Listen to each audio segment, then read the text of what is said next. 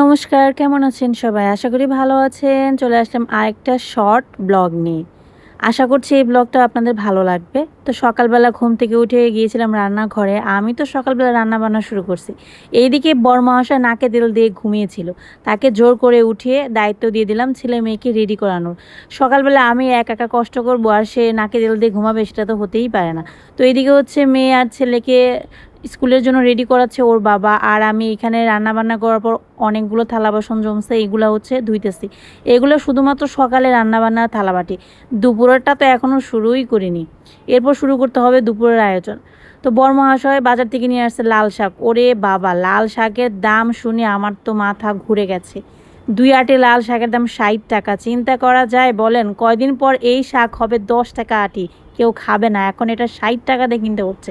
আমার তো মাথা গরম হয়ে গিয়েছিল এই বরের উপর। কারণ কেন বলেন তো?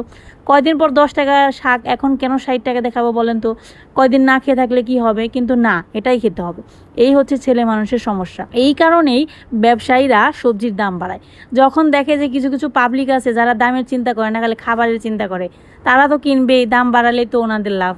তো এদিকে হচ্ছে বরমহাশয় সাথে করে নিয়ে আসছে আবার লইটা মাছ। এই ভাবলাম কাজ, আবার দেখি লইটা মাছ এনে বসিয়ে দিয়েছে, এখন মাছ কাটো বসে বসে। এত কাজ করতে কি ভালো লাগে? আমাকেও তো একটু রেস্ট দেওয়া উচিত বলেন। তারপর হচ্ছে সবজি কাটাকুটি শেষ করলাম, রান্না বান্নার সমস্ত সবজি কাটাকুটি শেষ। এই যে দেখেন লাল শাক কেটে রাখছি। লাল শাকটা খুব একটা ভালো না, মনে হচ্ছে যে কচি না, বুড়ো হয়ে গেছে আর কি আমার মতো। 60 টাকার শাক একদিনে খাবো? ওরে বাবা, এটা তো হতেই পারে না। বর যদি একটু সঞ্চয় না হয় তাহলে তো বাসার গিন্নিদেরই হতে হবে।